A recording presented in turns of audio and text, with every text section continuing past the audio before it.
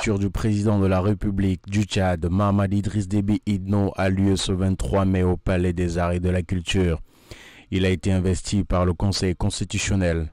Ce dernier a remporté le scrutin présidentiel du 6 mai sur un score de 61%. Plusieurs chefs d'État, notamment celui du Togo, de la Mauritanie, de la RCA, de la Guinée-Bissau, du Nigeria, ont pris part à cette cérémonie.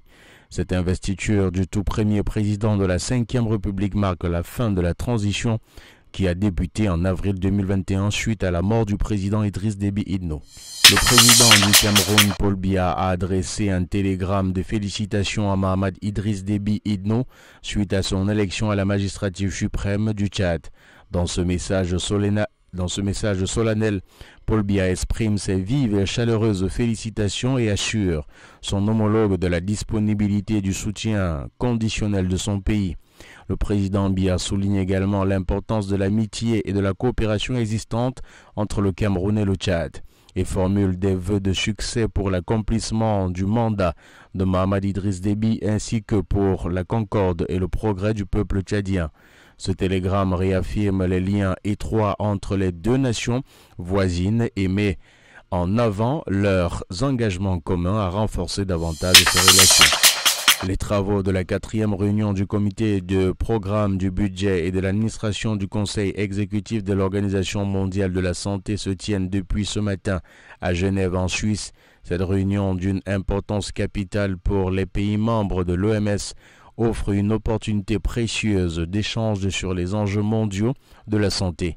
L'imam Mohamed Youssouf Terry, chef de service des finances et de la comptabilité du ministère de la Santé publique et de la Prévention, prend part à ces assises qui se poursuivront jusqu'au 24 mai 2024. Vital Kamerhe a été élu président de l'Assemblée nationale en République démocratique du Congo après une tentative de coup d'État manquée contre lui.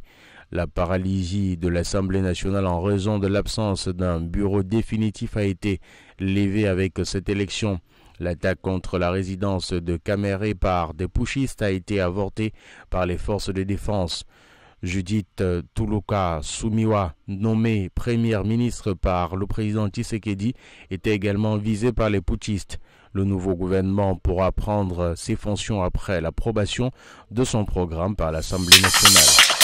Des bandits armés ont perpétré lundi une attaque dans le canton de Sakoira, dans la région nigérienne de Tillabéri-Ouest, faisant une vingtaine de morts, a-t-on appris mercredi de sources officielles. Le ministre nigérien de la Jeunesse et des Sports et porte-parole du gouvernement Amadou Abdraman a présenté mercredi ses condoléances aux familles des victimes dans les deux localités de Sakoira et de Diambala. Le canton de Saikora est situé au niveau de la région des trois frontières, Niger, Mali, Burkina Faso. Un foyer d'insécurité dans l'extrême sud-ouest du pays, ravagé depuis des années par des attaques djihadistes meurtrières et récurrentes.